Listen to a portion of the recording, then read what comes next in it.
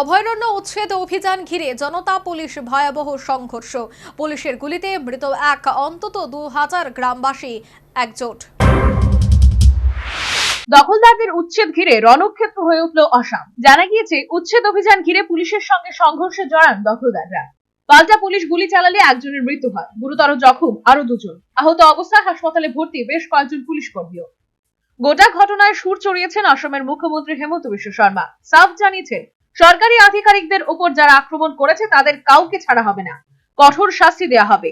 যেভাবে নির্দেশ দেওয়া হয়েছে সেভাবেই বনভূমি ফেরানোর কাজ চলবে। উল্লেখ্য, বনভূমি ফেরানো এবং আরো বেশি করে গাছ লাগানোর উদ্দেশ্যেই জঙ্গল থেকে উচ্ছেদ অভিযান চলছিল।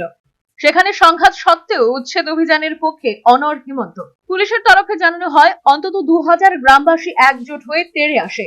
ইট, পাথর, লাঠি নিয়ে যৌথ বাহিনীর উপর চড়াও হয় তারা। একাধিকবার সতর্ক করলেও পিছু হটেনি। পরে পুলিশও আত্মরক্ষার্থে পাল্টা গুলি চালায়। তার জেরে শৌকর হোসেন নামে এক ব্যক্তির মৃত্যু হয়েছে। গুলিবিদ্ধ হয়ে হাসপাতালে ভর্তি আরো দুজন। যৌথ বাহিনীরও অন্তত 15 জন সদস্য আহত হয়েছেন বলে খবর। স্থানীয় গোয়ালপাড়া হাসপাতালে তাদের চিকিৎসা চলছে। গোয়ালপাড়া এবং ধুবুরী জেলার জঙ্গল এলাকায় দখলদারদের উচ্ছেদের প্রক্রিয়া চলছিল গত কয়েকদিন ধরে। বৃহস্পতিবার সেই উচ্ছেদ প্রক্রিয়া চলাকালীনই উত্তেজনা ছড়ায় পাইকান রিজার্ভ ফরেস্ট এলাকায়।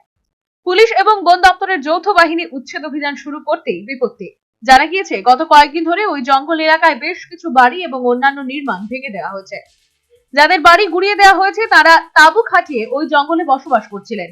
বৃহস্পতিবার সকালে বাকি থাকা বাড়িগুলো ভাঙতে যেতেই সংঘর্ষ বেঁধে যায়। National bureau report, news vanguard.